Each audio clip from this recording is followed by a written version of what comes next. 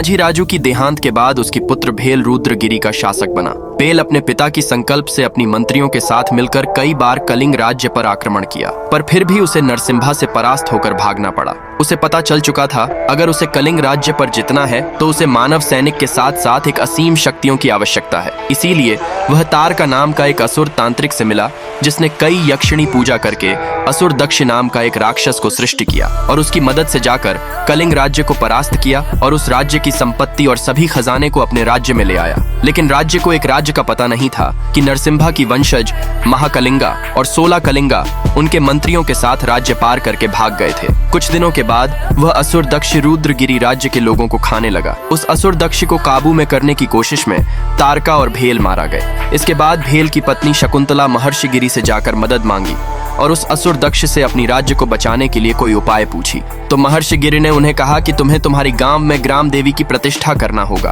और उन्हें तुम्हारी कोई संतान को समर्पण करना होगा जिससे तुम्हारे राज्य में आने वाला संकट रुक सकता है। लेकिन शकुंतला अपनी किसी भी पुत्र का समर्पण करना नहीं चाहती थी, इसीलिए वह ग्राम देवी की स्थापना करके रुक गई। कुछ साल बाद जब असुर दक्ष फिर से उनके राज्य के लोगों को खाने लगा तो आखिरकार उस राज्य के राजा अपनी मां शकुंतला से सारी बात सुनकर उस राज्य से चले गए। उन्होंने अपनी मन में ठान लिए जब तक वह उस असुर दक्ष को मारने का कोई हल ढूंढ ना लेते हैं वह तब तक अपनी राज्य में नहीं लौटेंगे।